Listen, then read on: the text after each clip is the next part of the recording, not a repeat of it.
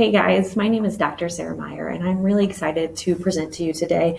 My company is Embrace, Live, Thrive. It's a foundation that's built to destigmatize mental health issues in motherhood and educate moms and women on foundations of self-care. So, kind of today, what I want to walk you through is just something that I've learned, and just to kind of give you a real quick background to kind of who I am and what I'm doing is before I had kids, I was homeschooled myself, K through 12. I loved fitness. I loved being active. It's something I've loved since I was a young child, and it naturally led me into physical therapy, which I graduated with my doctorate in 2011 from WashU. And when I graduated at that point, I was fully intent on working full-time. I'm a very goal-oriented person, planning on opening my own business and doing all those kind of things. So it kind of really caught me off guard when we started having kids, which we now have 5 kids. I have a 7-year-old, a 6-year-old, a 5-year-old, a 3-year-old, and a 2-week-old. And after having those kids, it really caught me off guard when we felt like, my husband and I, that it was meant for me to stay home with our children while they were young. And that really kind of led me into a moment of depression and anxiety because I lost my identity and who I was. And that continued to progress the more children we had, to where I started having struggles with our marriage. And it really took a moment where I had a complete breakdown. Basically, I was running one day, which is something I love, and I had a complete breakdown, and to the point where I was sobbing on the side of the road. And that's not normally something you do when you are doing something you enjoy. And so I finally realized at that point that something was wrong and that I needed help. And so I went to the doctor and started medication, but fell into this cycle of shame that I really began struggling with. Not being a good enough mother, that I needed education, not being a good enough Christian. I couldn't pray my way through these issues, that I needed help, and really had to cycle through a lot of these emotions. And I would take my medication until I felt better. And then as soon as I started feeling better, I would stop taking it and then get back worse again. And so it really wasn't until the start of 2020 that I realized what I was doing to myself. And I decided that this was a year that I was going to take back control of my life and take back control of my story, that I could be healthy for myself and for my family. And I really started embracing this holistic living, which is what I want to refer to as full life healthy living. And that's what I want to talk to you guys about today.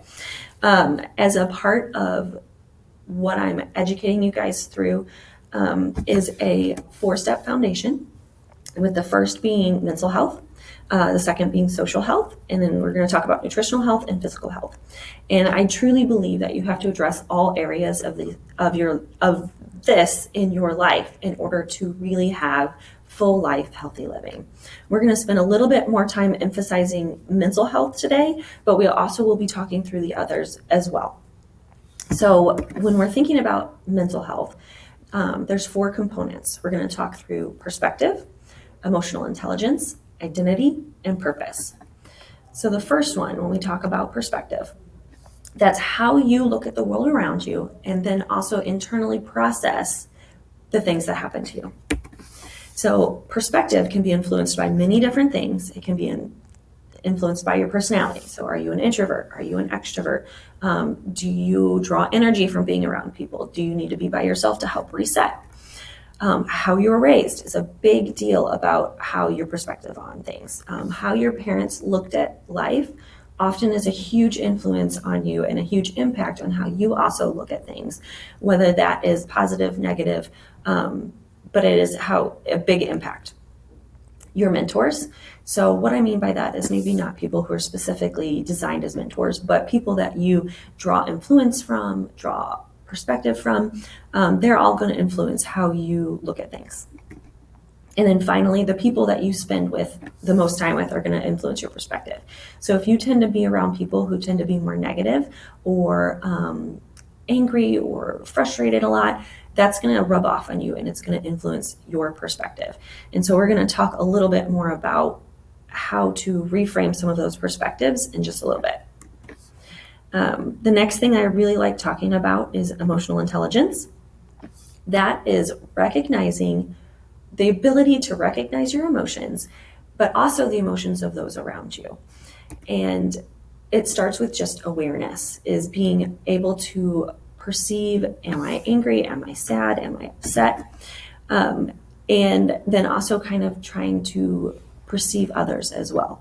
And after that, we're going to talk about application of those. So that's not only being able to identify what you're feeling, but then using that and using the emotions to move forward. So a good example of application of emotional intelligence is often social justice. When you feel so led about a cause that you want to do something about it to create change, that's a great example of emotional intelligence. And then finally, what I want to talk about with emotional intelligence is management. So being able to feel your emotions, understand your emotions, apply your emotions, but also be able to manage your emotions in the sense that you don't judge yourself or shame yourself by what you're feeling.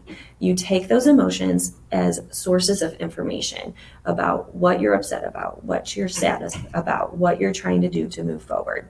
So emotional intelligence is a huge thing to understand when we're talking about mental health. This next topic is one of the most important things I think a lot of people struggle with when we talk about mental health issues, is the issue of identity.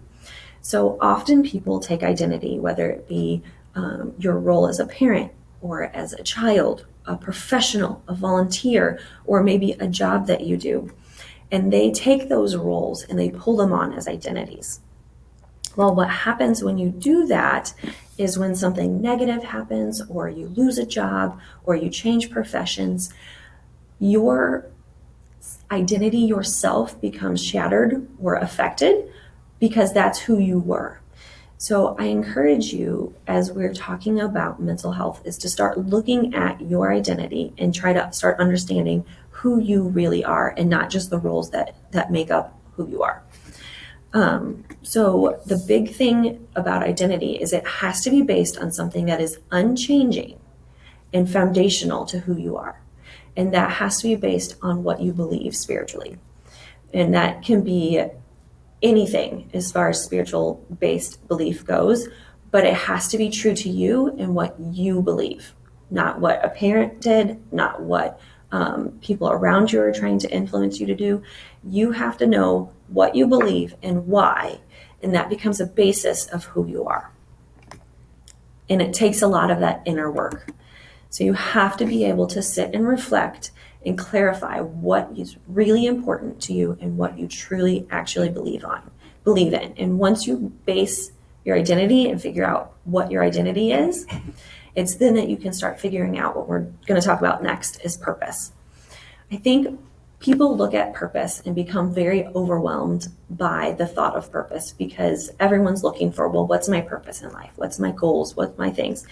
And I think it can be broken down into a much simpler idea than a whole life purpose, because a purpose is going to change with your different stages of life. As a student, your purpose is, to study and to do well with what you're doing.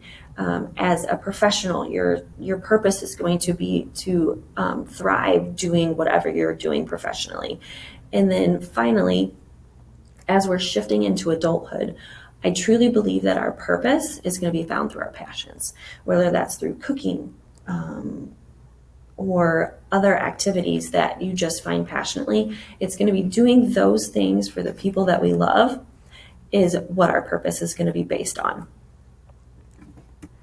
So finally, we've kind of talked through components of mental health. I want to talk through kind of things that can disrupt. I am not a professional as far as a counselor. So these are topics that I'm going to talk about, but if these are things that you're struggling with, or things that you feel like are holding back your ability to grow from a mental health perspective, I highly encourage and recommend, reaching out to a counselor, a physician, things like that. So one of the biggest disruptions of mental health is childhood trauma. And that can look big T, that can look little t. So big T, abuse, a car accident, loss of a loved one. Little t, bullying, somebody speaking untruths into you that you've believed. But childhood trauma that's not been addressed is a huge, huge holdback to moving forward with mental health. abuse. That can be sexual, physical, emotional. All types of abuse, whether it was in childhood or whether it is in adulthood, can be a huge issue with mental health. Disconnection. What do I mean by that? That can be loss of through divorce. That can be through deployment. That can be through all other different types where you're actually losing connection with another person is, again, a huge disruption to mental health. And then finally, the one that I find is the biggest struggle in motherhood is that loss of identity, where you have taken on motherhood as that is a role, as an identity. And so when things start to get hard, you start struggling with depression and anxiety because you no longer know who you are any longer. So those are all things to really pay attention to and look at when we're talking about understanding our mental health. So how do we then take mental health and start building it back up and starting improving and growing again? So one of the big things that I like to talk about with growing our mental health is shame resilience. We spend almost 90% of our time in our subconscious. And what I mean by that is we spend time thinking about what we're going to say next, what we're going to do next, what we have to do next week, how we're going to respond if something bad happens when we go to work tomorrow. We spend so much time thinking through what all is going to happen or what we're going to say that shame can creep in and start saying, well, you're not a good enough mother because you do this, or you're a bad employee because you do this. So I really want to talk about taking shame and start talking about it out loud when those thoughts starts rolling through our head, because the biggest thing that we can do to check those mistruths is by saying them out loud and realizing that those are lies or those are things that are completely untrue. If speaking out loud isn't enough, sometimes you can talk to a friend and say, hey, this is what I'm struggling with. Friends are going to be a great way of checking some of those shame things that are rolling around in your head. And as shame loses its power and we begin to believe in our worth, we get stronger and stronger and build our own power. So there's three big things that really are going to build shame resilience. So vulnerability, self-compassion, and empathy. And these are the three big things. So vulnerability is often seen as weakness, when in reality, it's the basis for connection. And self-compassion is so important. If we can't show kindness to ourselves, how do we show kindness to others? So it really has to be turned inward first before we can start turning it outward. And then finally, empathy is the ability to be able to understand or attempt to understand what other people are experiencing as well. So when we start building our strength with those three things, shame loses its power. The next thing I want to talk about with building a positive mindset with mental health is learned optimism. Your brain is an incredibly powerful object.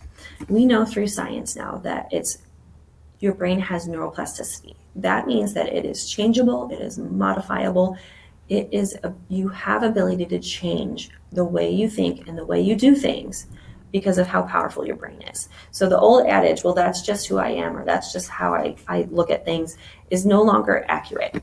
If you choose to do that, that's fine, but it's no longer accurate if that is just who I am. So when we're talking about learned optimism, it's actually retraining your brain for positive thinking. So we are taking captive those negative, awful thoughts that are holding us back and switching them with something positive. If this is something that you do a lot, it's going to take a lot of work to do this because it's a skill. It's not something that's just going to come natural. So it's going to take being intentional and capturing that first thought and reframing it. And then doing it again and again and again. One of my favorite things when I'm talking about retraining for positive thinking is a amateur practices until they get it right, a professional practices until they can't get it wrong. So it's just that implication that this is going to take something that you have to do over and over and over again. And I don't mean that to be overwhelming or exhausting, but this is something that I don't want you to get discouraged about. It's something that you have to keep working through. So you have to keep repeating it frequently. And then slowly over time, you'll find yourself really shifting into more positive thinking and positive focus. So the next thing that I really talk about as far as building that positive mindset with mental health is mindfulness. So being intentional about how we're thinking, stop living in your subconscious, stop living in autopilot, and really engage in the situation that you're in. When your kids come home, are you actually sitting and talking to them and hearing about their day? Or is it just a rote routine that you guys have? At dinner, are you guys sitting and engaging? When you're visiting with a friend, are you sitting and actually listening to what they're saying? That's what I mean by stop living in our subconscious and just focus on the situation that you're in. Another thing that I like to talk through as far as intentional thinking and mindfulness is if you experience hard moments in life. So we all know how much fun bedtime is with our kiddos. So it's a time that's often easy to get frustrated or angry or upset and possibly yell when we don't mean to. So what I mean with mindfulness in those difficult moments is sit back and reflect. Were we going to bed too late? Was everybody hungry? Was everybody frustrated and overstimulated from doing too many things in our day? So think through when those moments happen and when those events occur that you don't per se like how you reacted, and think through, are there things that I could have done differently? Are there things we could have managed better to not put ourselves in that situation where we're all tired, overstimulated, and just done for the day? And you can apply that concept to any situation. So another thing for mindfulness is starting your day with intent. So really taking the moment, and I encourage doing some sort of a quiet time, whether that's 5 minutes, whether that's 10 minutes, but really making that time to get up before your children, to get up before the day starts, and really focus on intent. And that can be done through positive affirmations, that can be done through scripture reading, prayers, meditation, but just taking that moment and really setting your mind on positive things. You're going to have a good day, and really focus on how your day is going to flow by sitting and just thinking through, okay, I know we need to accomplish this, this, this, and this. And just preparing yourself mentally for that is going to make you so much more successful than if you're just getting up when everyone else gets up and you start your day in chaos. And again, pay attention as your day is progressing. See how your day goes on, and be active if something is going well, if something is not going well, and spend time reflecting and focusing on how to do that. So the last thing that I want to talk about as far as mental health and a positive mindset is gratitude. We know through the research that so many things are improved by just focusing on being thankful. And that attitude can take a bad day and flip it to a positive day in moments. So when I encourage people to talk about gratitude, it's not only just being grateful in your mind, but sometimes it's voicing it as well. I know that when someone takes the time to thank me for something that I've done, I feel so much better. And so it's important to me throughout the day is to take time to find people and find moments that people do something and show appreciation. Hey, thanks for opening the door. Thanks for bringing this for me, or thanks for being kind. Just taking the moment and voicing that to other people is not going to only make you feel better, but it's going to make them feel better as well. And really, I find that if you're really struggling with your mental health and you're struggling with depression and anxiety, gratitude seems almost impossible. It seems hard to find anything that's good in your day. And I understand that I was there at that point of my life where nothing seemed to be going right. Nothing seemed to be going well. And so it may take just being small, starting with small, and it may be, I'm grateful that I have a bed. I am grateful that I have food to eat. And by starting your gratitude in those small spaces, it becomes easier and easier to see the bigger things as well. Another thing that I want to talk about as far as gratitude, and this goes back to kind of understanding empathy, is assuming that everyone is always doing their best. Is that true or accurate? Probably not But I know from my mindset and from my day that when I assume people are always doing their best, I am a happier person. So, for example, that person that cuts you off on the highway, it's very easy to get frustrated and angry and annoyed at that person. I try to reflect on that now as, you know what, maybe they have someone sick that they're trying to get home to see. Maybe they have somebody in the hospital. Maybe they're exhausted and overwhelmed and just trying to get home. And by flipping that circumstance to they're just doing the best that they can under their circumstances, again, my mindset is better. I am a happier person. And then finally, the other thing that I really like to encourage with gratitude is journaling. Taking the time to sit down and just writing down things that you're thankful for helps your mindset, your ability, and in general, journaling is just such a good way of processing emotion. So I highly encourage that. And again, that can be a great thing to incorporate in those few minutes in the morning before you wake up to really set intent and to set that positive mindset. And also, it's a great way of going back and tracking and seeing, okay, hey, I was grateful for this, this, and this. And then you can see how your gratitude and your ability to see the positive continues to expand. So that's kind of talking through mental health and its understanding. So we're going to move forward and kind of talk through a social health component.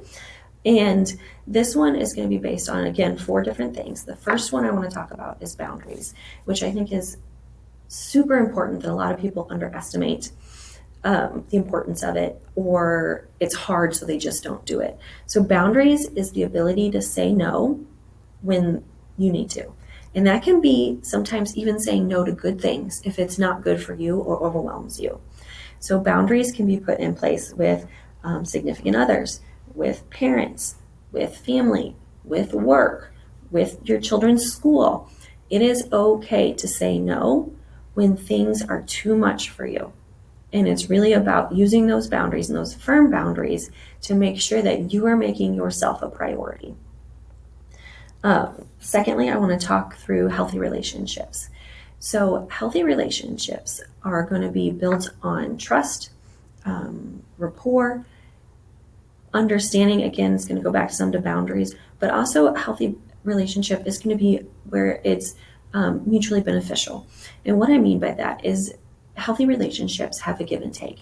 So if you have a relationship where all you're ever doing is giving, or all you're ever doing is being a dumping zone of negativity or anger or whatever, that's not a healthy relationship.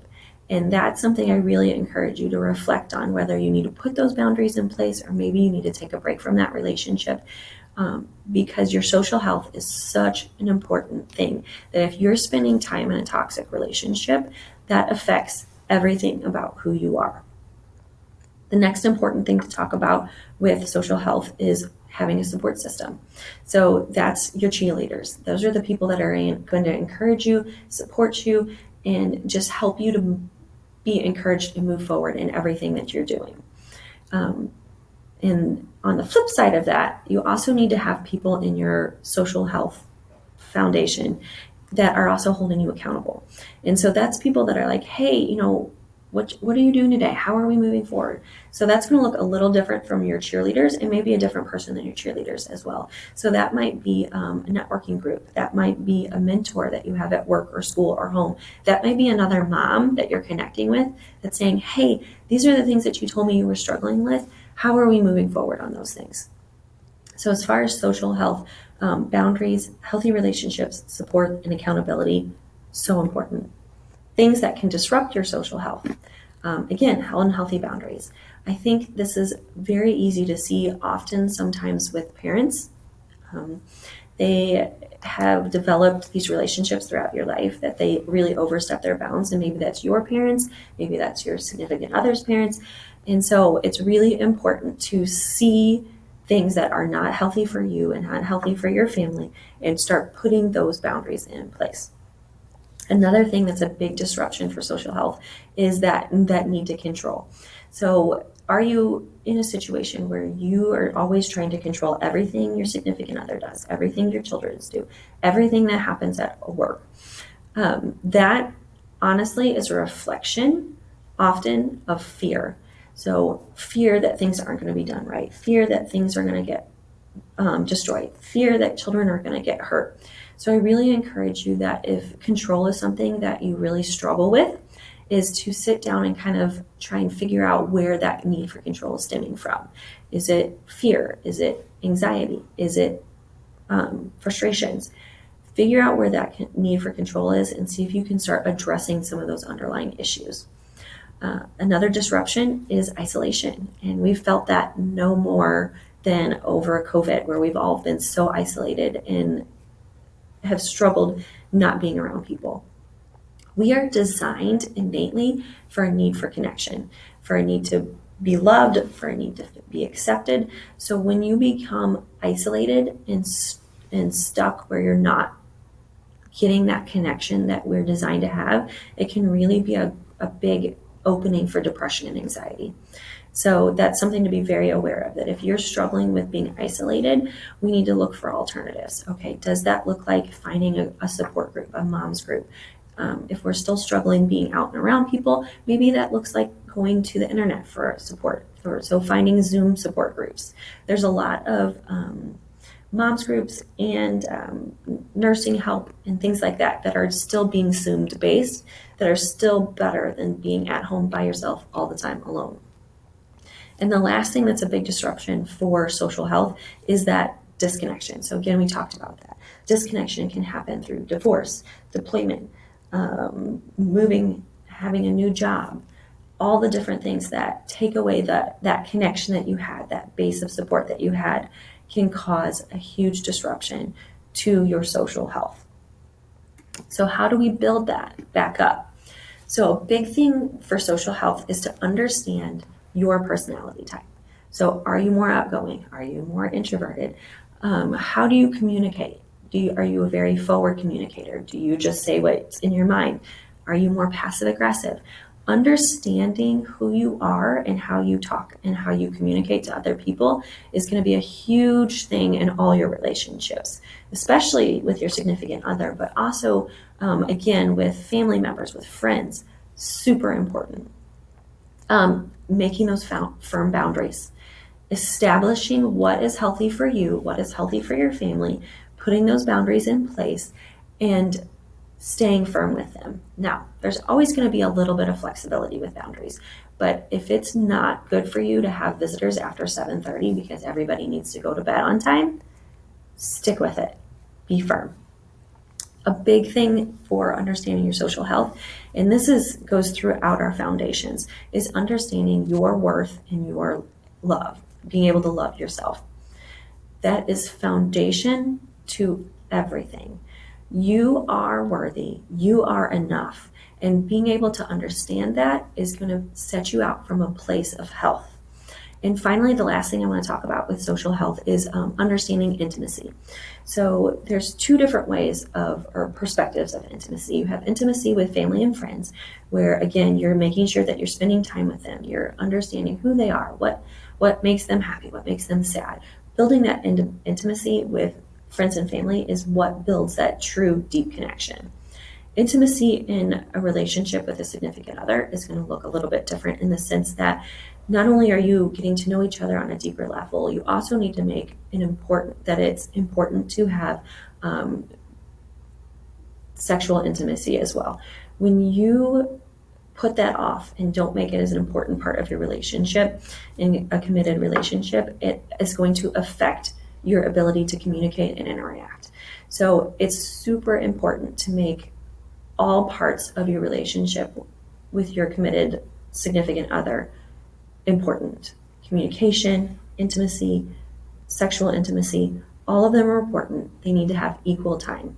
And if that's something that seems outrageous or overwhelming, it's again, that kind of goes back to communication. Well, what's holding you back in those areas? And maybe that's something that you guys need to start talking through. So the next foundation we're going to talk about is nutritional health. And there's, again, components of this. The first component is talking about and just understanding food balance. So what's good for you? What's bad for you? All those kind of things. Sugar's bad. Lots of carbs, meaning pastas, grains, refined carbs, bad. It's all about balance and moderation. So understanding nutritional health starts foundationally with understanding general food health. Mindset, super important to understand. Why are you making nutritional changes? It is such an important thing to take control of your nutritional health for your mental health, for your social health, for your physical health. So getting your mind focused and understanding why you're making your nutritional changes and why you're trying to eat healthier is going to be super important and help you stay on track when you go to those parties that have a lot of junk foods, or when you go to those birthday parties and you want that piece of cake. Understand your why, and that is going to be so important to take the time, write it down, and understand. And finally, our second is sustainability. So when you're creating healthy habits with your nutritional health, it's going to be important to do things that are sustainable. So if you all of a sudden jump into a diet and you take everything out but vegetables or fruits or whatever, it's going to be very hard to maintain that. Because it's overwhelming. So when we're talking about sustainability with nutritional habits, you're going to start slow and steady. You're going to maybe start by adding a vegetable to every meal. Incorporate fruits to breakfast. Drink more water. Start slow. Build those habits. And as you continue to build those habits, it'll become easier and easier and easier to make good nutritional choices. And finally, preparation. To be successful with healthy eating, you have to take the time to be prepared. You have to take time to meal plan, to know what you're going to make. When you're hungry, your kids are screaming, and you're sitting down to try and figure out what to make to dinner, it is not probably going to be anything that's healthy. It's going to be something that's convenience. So when you pre-plan and pre-prep meals and have things that are ready to go, or at least have things that are in your mind ready to go, you're going to be that much more successful when it's time, or when you're in those moments of stress, of staying true to what you're trying to do as far as healthy eating. And also really just being prepared as far as making sure you have healthy snacks on hand. I always have either a bag of nuts or a granola bar or something that I keep in my purse, so that way if I'm out and about and I'm super duper hungry, I'm still eating something that's staying healthy. So disruptions. A big thing that can disrupt your nutritional health is understanding your mental health. So if you're depressed and anxious, and it's going to be that much harder to eat healthy. So understanding that can be a holdback. Knowledge is a big disruption to our nutritional health. So going back to understanding our food health, understanding how to read food labels, which we'll talk about in a minute. Building that knowledge, taking the time to become educated, at least on some of these basic things, is going to help not disrupt your nutritional health. Support. So some people, whether you don't feel like you have the support at home or support with other people, are going to really struggle with staying healthy as far as food. So support is super important. Cost sometimes can be restrictive as far as nutritional health. I really encourage you, if you take the time and shop certain places, you can still find those healthy foods, those good choices at an affordable cost. So building that nutritional health is hugely important, is just understanding the basics to how to read food labels. So what's the sugar that's in there? What's the carbs that are in there? Is this too high of fat? Are these calories? What's a serving size? A serving size is huge. The average serving size of ice cream is a half cup. When's the last time at home that you only ate half a cup of ice cream? So it's a big thing to look at those food labels and understand what you're eating, how much you need to be eating, and what you're putting in your body. Adding appropriate whole food-based supplements. And I specify whole food-based supplements because a lot of times when you get your vitamins or supplements and you get them from bigger box stores, it tends to be very synthetic based, and your body is not going to absorb those as well if those things are synthetic based. So I really encourage you, if you're looking to add a multivitamin or a probiotic or things like that, really focus on whole food based things. And the same thing as far as when you're eating throughout your day, focus on whole foods. So try and eat those fruits and vegetables. Avoid Pop-Tarts, avoid things that are packaged, and try and find things that are going to expire quicker because they're more natural and healthy. The next big thing I want to talk about as far as nutritional health is really building rhythms with the meal planning and the prepping. When you can automate some of those things and become just a natural part of what you do on a weekly basis, it takes away the stress and anxiety and it being overwhelming. So I tend to develop where on Thursday mornings after I drop my kids off to school, I'll come home and sit down and develop a meal plan. I'll write out my grocery list. I'll order my groceries for pickup. So that way it's all said and done. So that way I'm completely prepared for the next week. And that's just my rhythm. It may be your Saturday morning, maybe it's in the evening, but just taking a time and setting where it's automatically you just sit down and you just do it is going to be super important in being successful with building meal planning and meal prepping. So building support inside of the home and outside of the home. Again, you want to get your family on board. You want to get your significant other on board. You want to find support anywhere and everywhere you can, inside and outside. So outside might look like a friend who's trying to do something similar. Maybe you're joining a fitness group or a fitness entity that is going to also encourage you towards that healthy eating. All of these are super important in finding success with your nutritional health. Physical health. This is one of my favorite components. My background is in physical therapy. I love being active. I love helping people get back to being active. So this is really a big passion of mine. So the biggest thing that you need to start with understanding your physical health is understand your purpose. So why are you doing what you're doing? Don't just start running because other people told you that's the best way to start losing weight. Find an activity, find a purpose, and know, hey, I just want to fit into my jeans better. Or hey, I want to compete in a 5K. Understanding what you're wanting to do is going to really help you focus on finding the exact thing that you need to be doing. So that kind of moves us into talking about enjoyment. Find something that's fun for you to do. If that's not running, don't do it. If it's biking, if it's swimming, if it's Zumba, if it's walking with a friend around the block in your neighborhood, find something that you enjoy. You're going to be way more successful doing it. The next thing I want to talk about is intensity. A lot of people, when you start a workout program, you're going to go all in, all out, and then get so sore that you're going to be miserable and not want to do it again. So I encourage you, when you talk about intensity, you want to start where you are and build slowly. So when you're looking to start intensity, you want to be working out at a place where you're lightly exasperated, where you're breathing a little bit hard, but not so hard or out of breath that you can't talk. So you're going to start there and you're going to kind of build up your intensity. And as you get stronger and you get more fit, that intensity is going to be able to continue to increase what you can do over that time. Duration. So again, it's the same principle as intensity. You're going to start where you are. Just because somebody else is working out 30 minutes or 45 minutes, maybe that's not where you are. If you have 5 minutes to work out, start there. If you have 10 minutes to work out, start there. And as you start building that habit and doing well with that, you can start adding in another minute, adding in another 5 minutes, and start working up to maybe where you're at that 30 or 45 minutes. Our ultimate goal as far as intensity and duration, the Center of Disease Control recommends that we exercise 250 minutes a week at a moderate intensity, and we do fitness like lifting with 10 different muscle groups 2 to 3 times a week. So our ultimate goal is going to be working towards that 250 minutes a week. But if you're not there, don't start there.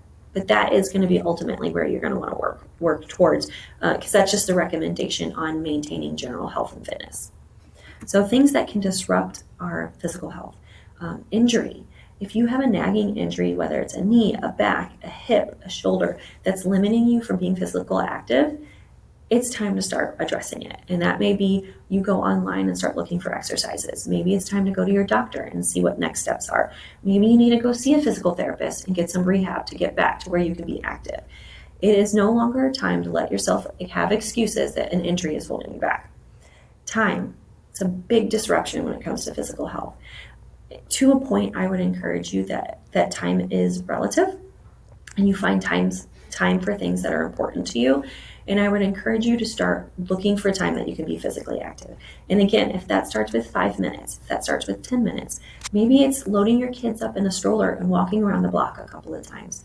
But making the time to be active is so important for your health.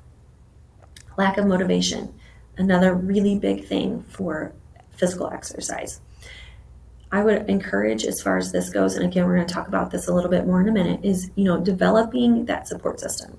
So maybe it's you text somebody like, hey, I know I need to be exercising, but I don't really want to do it right now. And they can be your encouragement and your support to go back and do it. So being aware that you're struggling with motivation and finding solutions or encouragement is going to be super important. Lack of access to equipment. This is something that I think is becoming less and less of a thing because we have so many great resources on the internet now. You can go and look up a lot of different things on the internet. I would encourage you to really make sure who you're watching on the internet, that they have some sort of certification or educational background, that they are doing it properly.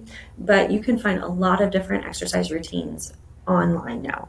I also want to encourage you that there's apps that you can download. So Scork It is one that I find that I really like, and it's little exercises. You can type in how long you want, and it gives you different 30-second exercises that you can do for however long you want. Another really good one that you can find is like the Couch to 5K apps.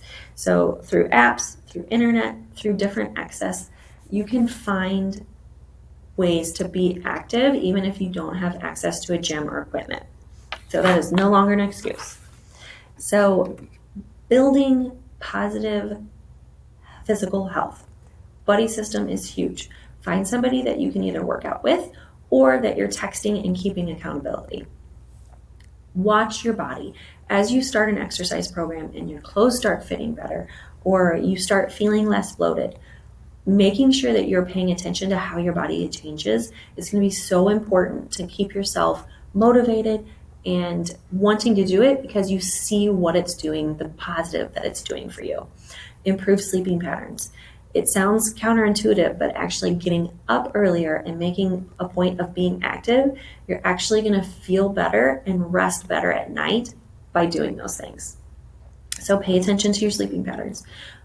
Schedule your exercise.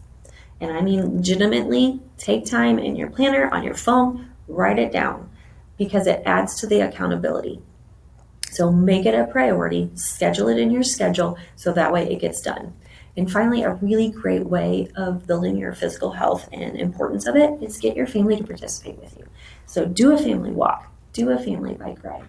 Everybody goes to the gym. Everybody plays on the basketball court. Everybody goes to the playground while you're doing your exercises next to the playground. Make it a part of your family ritual, and it's not only important for your health, but also then your kids are seeing you demonstrate the importance of health. Kids learn the best about character through observation. So by demonstrating to your children the importance of your health in all these different areas is going to be so valuable to them as well. So guys, I know I've talked through a lot of things, but I just kind of want to sum it all up. What these foundations come down to is understanding self-care. Self-care is making yourself a priority, your mental health, your social health, your nutritional health, your physical health, a priority, so that way you're living your best life so you can be a better person for those around you. When you are trying to care for your family from a place of exhaustion or a place of survival mode, nobody's getting your best. But by taking time to take care of yourself, you're actually doing the best thing you can to take care of your family. You are worthy of that time. I want you to stop feeling guilty for taking time away from your family or time away from your kids and understand that that time is best served by taking care of yourself. And I also really like to encourage, again, at this point of my talk, to really encourage building some sort of a morning routine.